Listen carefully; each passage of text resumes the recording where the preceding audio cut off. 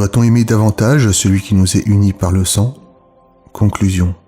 Comme nous venons de le dire, ceux qui nous sont les plus proches sont davantage aimés de charité, tant parce qu'ils sont aimés plus intensément que parce qu'ils sont aimés pour plusieurs raisons.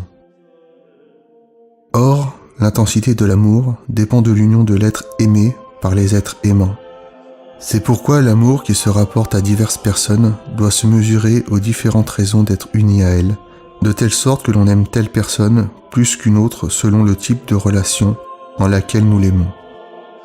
D'autre part, un amour ne peut être comparé à un autre qu'en comparant le genre de relation qui fonde l'un à celui qui fonde l'autre. Ainsi donc, faut-il dire que l'amitié de ceux qui sont du même sang est fondée sur la communauté de l'origine naturelle, celle qui unit des concitoyens sur la communauté civile, celle qui unit des soldats sur la communauté guerrière. C'est pourquoi, en ce qui concerne la nature, nous devons aimer davantage nos parents, en ce qui touche aux relations de la vie civile, nos concitoyens, et enfin, en ce qui concerne la guerre, nos compagnons d'armes.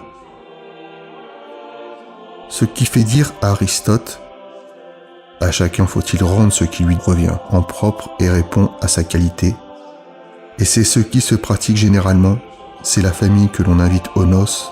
De même, envers ses parents, le premier devoir apparaîtra d'assurer leur subsistance ainsi que l'honneur qui leur revient. Et ainsi, en est-il dans les autres amitiés.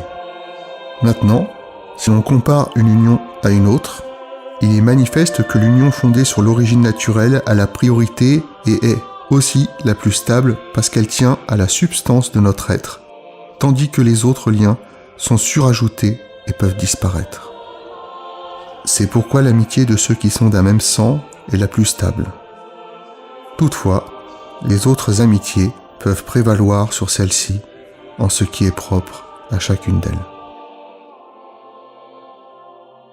Saint Thomas d'Aquin, La morale prise par le particulier, article 8.